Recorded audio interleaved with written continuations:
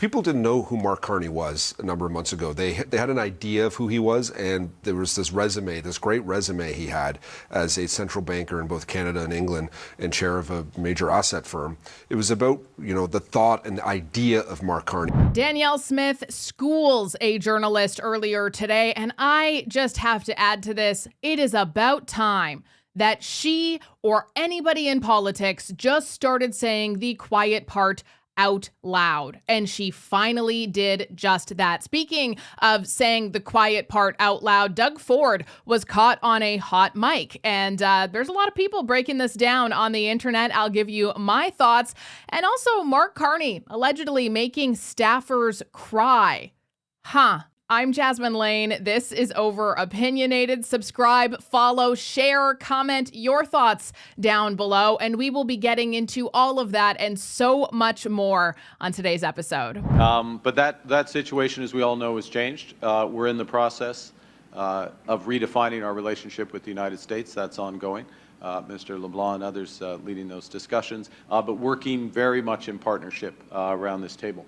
In terms of our priorities and how we're defining it, but also taking matters very much into our own hands. So Mark Carney is in Saskatchewan. They have a First Ministers meeting. And, of course, they're talking about trade, interprovincial trade barriers, things like that, how we can be a better united country.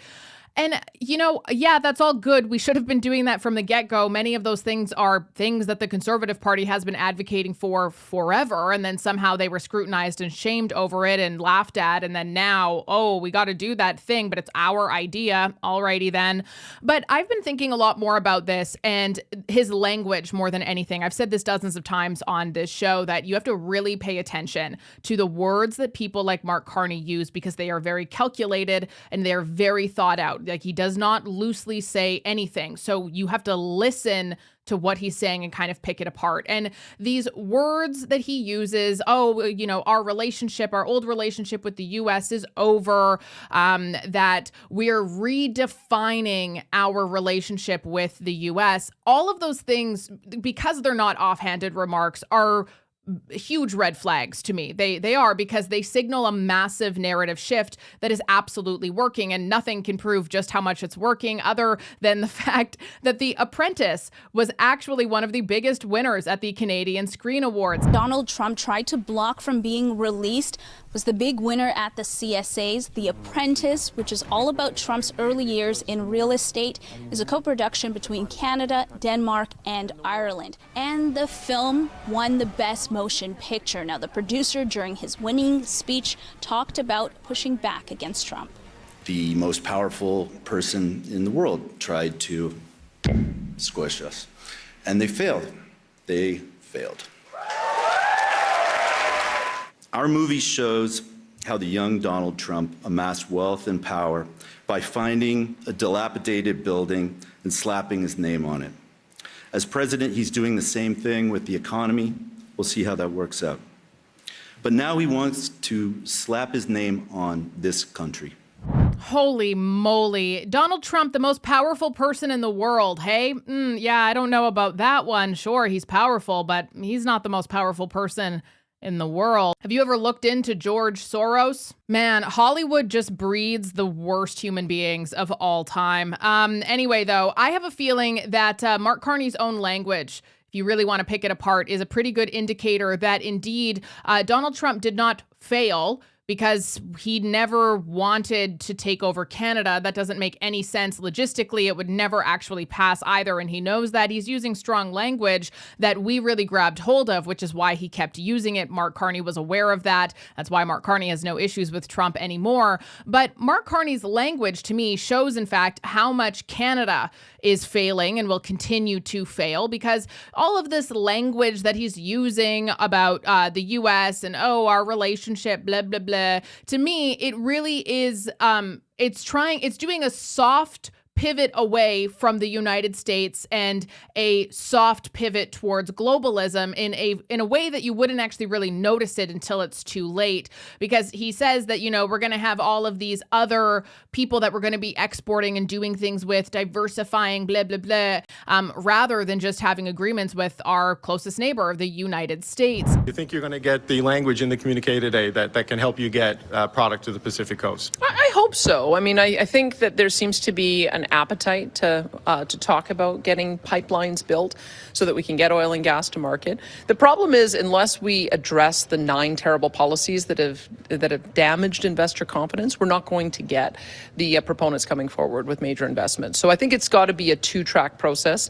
Let's get the commitment that we are going to build a new pipeline, and then I'll have to work with the Prime Minister to make sure that we can repeal or significantly amend the policies. The more I think about this, and tell me if you think I'm way off base in the comments down below, I'm definitely open to having my mind changed, but where I'm at today is that Mark Carney is not just commenting on trade when he's doing things like this. What he's doing, in fact, is reframing Canada's decline as part of some necessary transition. He is normalizing failure, because the facts are that Canada has been traveling to the UK. We've gone to Europe. We've gone to all sorts of different countries to expand our trade, and we never get a deal.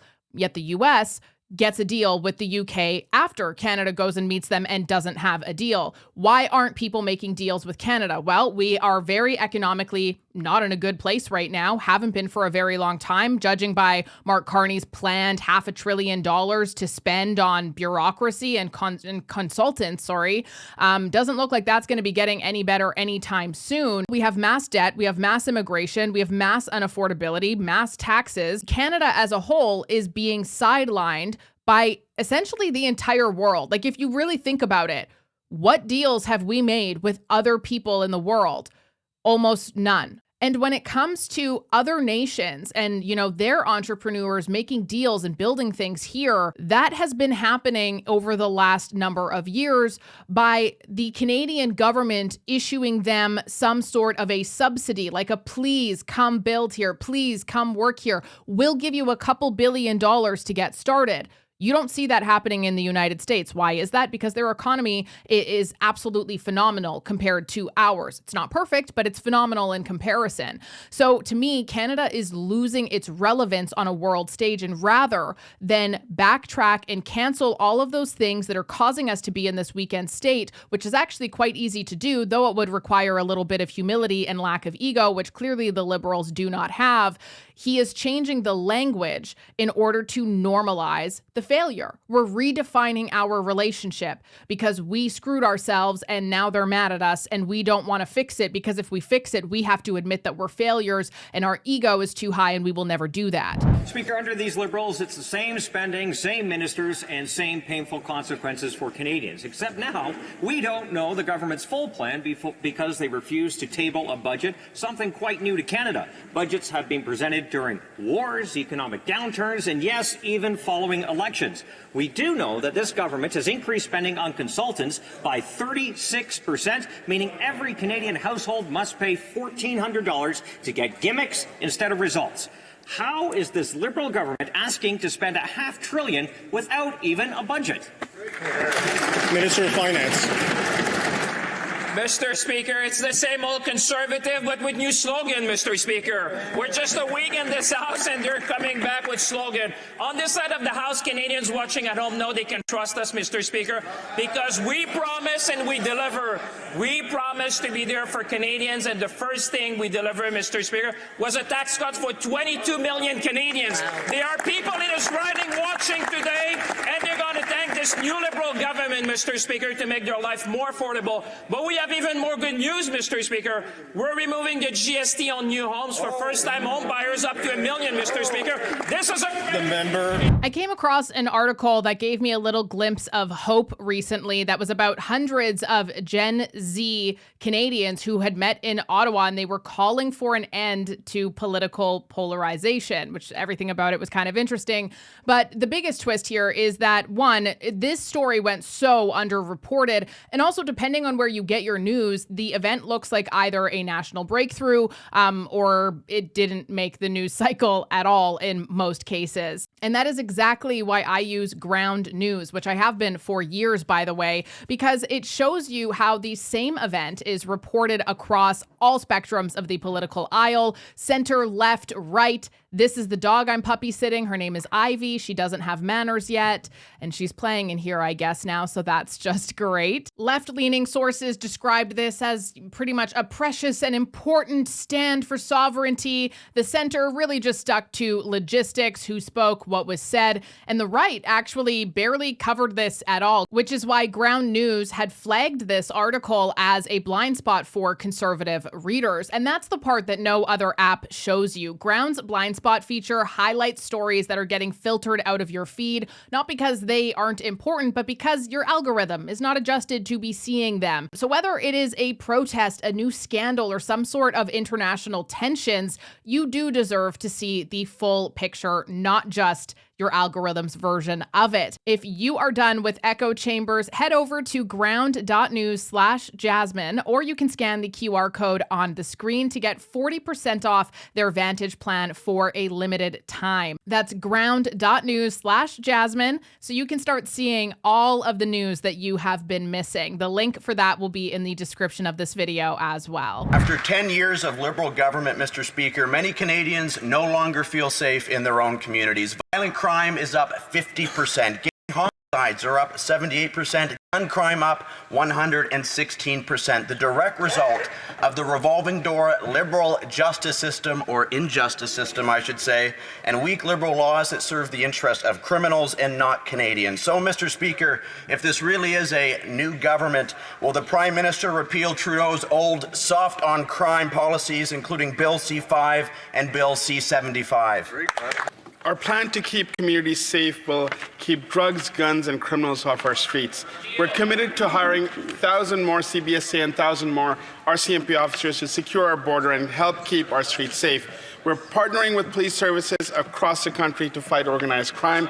We will make it tougher for violent criminals to get bail and impose stricter sentences for repeat violence. We will always be there to protect Canadians. Mr. Speaker, the now Minister of Public Safety said during the campaign that there was nothing wrong with the bail system in Canada. He even said it was, quote, quite sound. This despite the deadly spree of murders and other violent attacks committed by those out on bail and frontline officers across the country demanding immediate reform. So does the Prime Minister agree with his Minister of Public Safety that there's no problem with the bail laws in Canada or the frontline officers who are demanding real action now? Speaker, it's always heartening to see the opposition clip something that's completely out of context, and unfortunately, the Conservative candidate in my riding didn't even show up for the debate. So let me just be clear. Out of context, you say? Well, thank goodness that it's 2025 and everything is filmed these days. So let's just go ahead and listen to that context, shall we? You know,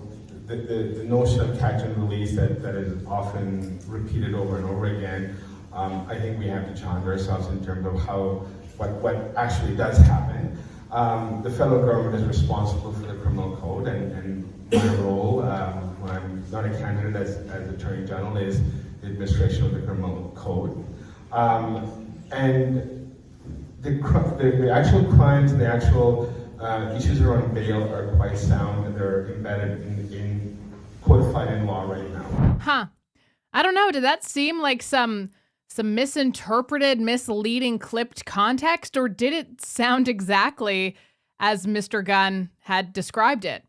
You can decide that one. There is somebody else, though, who may or may not be getting clipped out of context right now, and that is Mr. Doug Ford, who was allegedly caught on a hot mic. I say allegedly because there is just so much that goes into a press conference, and I have a hard time believing that these accidental hot mic situations can actually occur. I've been to dozens of press conferences. I worked in media for 11 years, and like when you sit behind there, if you're anywhere near a mic, it's good knowledge that somebody might be live streaming. You're probably being recorded. So this clip to me and what everybody is saying about it online, oh, Ford has admitted that he's terrible, that he's a failure, that he has no idea.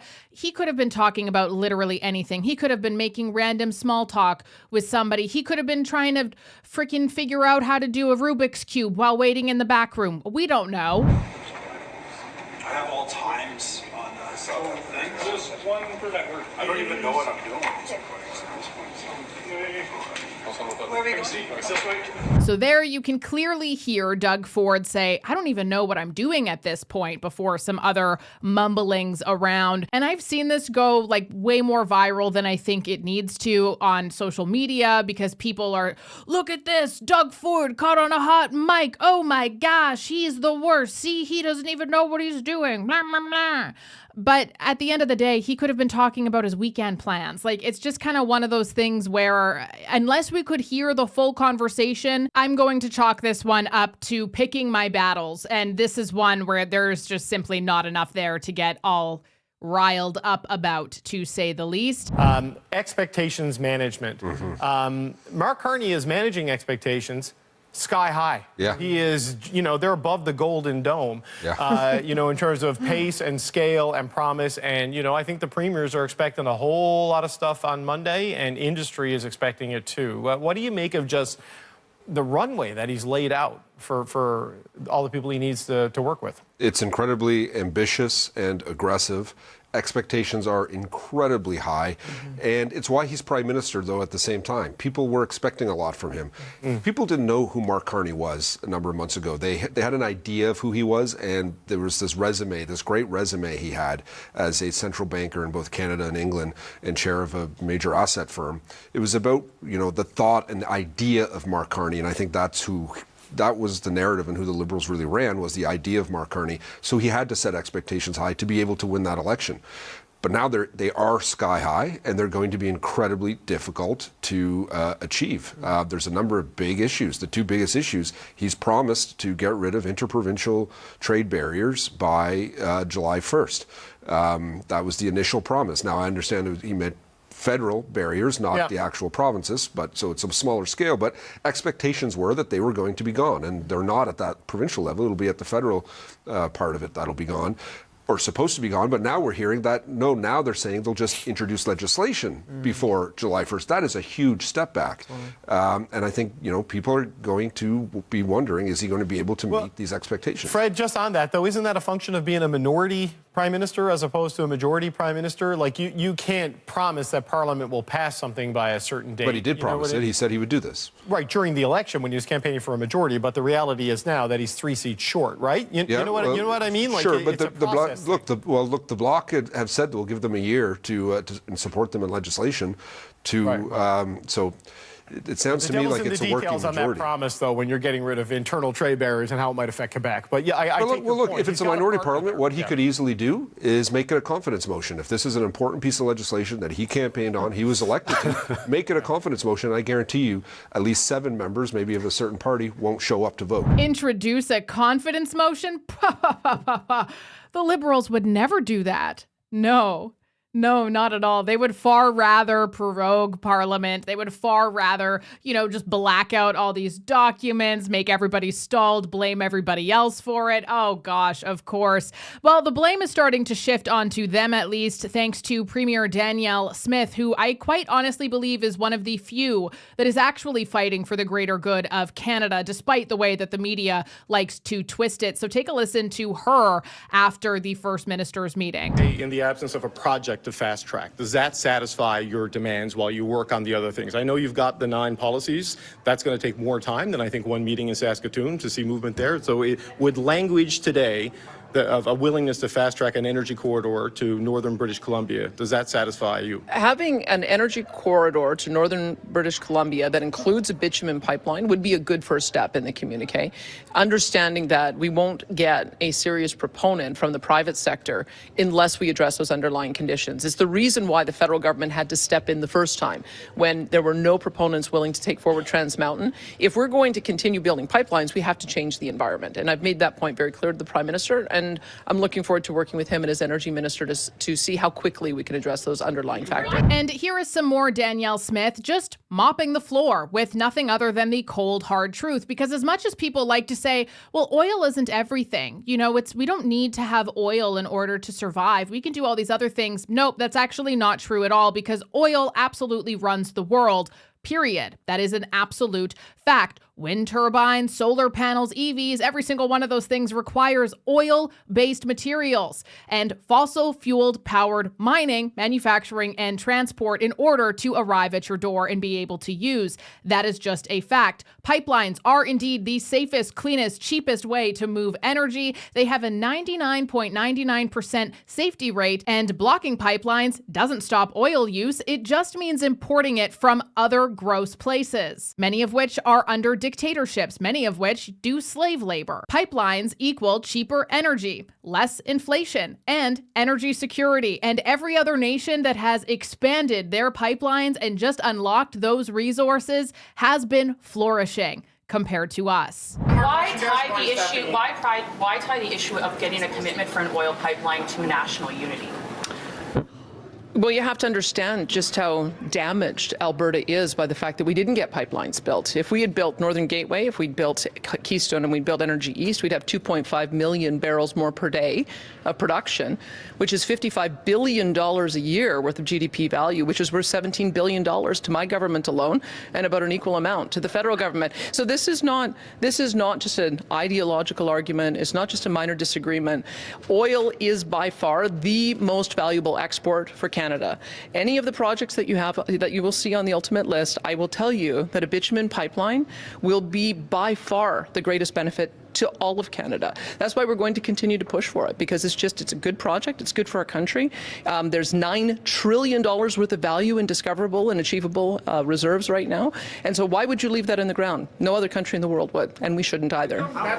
Bingo, bango, ready to go. I wonder if perhaps there's some ministers that have been trying to talk about this with Mark Carney, and that's why they've left his office crying. Obstacles that the Prime Minister will encounter. He's also experiencing challenges here in Ottawa within his own caucus, within his own office, because from all reports that this is a caucus that still has some level of disunity in it. This is a Prime Minister that still is having a hard time finding a chief of staff, and what does that mean about internal staffing, and even reports of people getting out of meetings, I guess, in tears because they're being taken to task for not being prepared enough for their meetings with the Prime Minister. Bob, just how difficult a situation internally is it right now for the Prime Minister? Well, in terms of the caucus, there are a good number of members of Parliament who are concerned about pipeline development and greenhouse gas emissions, so he's going to have to manage that.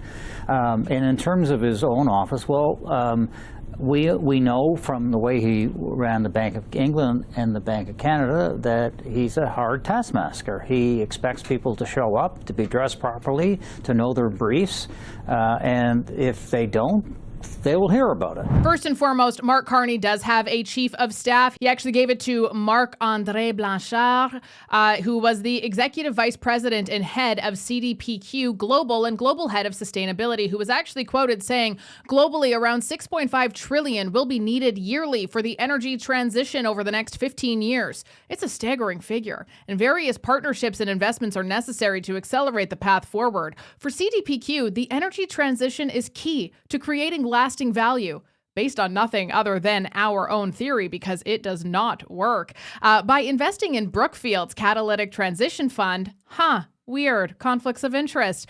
We are supporting innovative approaches to mobilize capital for climate solutions in emerging markets, where investments are critical to tackle the global environmental challenge. So, yep, we have a former UN ambassador, very close friend of Mark Carney, who is now his chief of staff, who's also a massive net zero climate zealot. I don't know, Canada, do you think you're going to be getting any pipelines? I sure don't. And in terms of people leaving Mark Carney's office in tears, I mean, yes, it's quite evident that a lot of that Liberal caucus are absolute failures. They are. And that's why it was so devastating. To me, honestly, I was saying this so much leading up to the election as well, that even if the Liberals won, I was just so happy if some of those establishment Liberal caucus members would lose so that we could get some fresh faces in, because I don't hate The Liberals, I don't like what they've turned into. They're not a Liberal Party anymore. And the people who are there are just old and just like, ugh,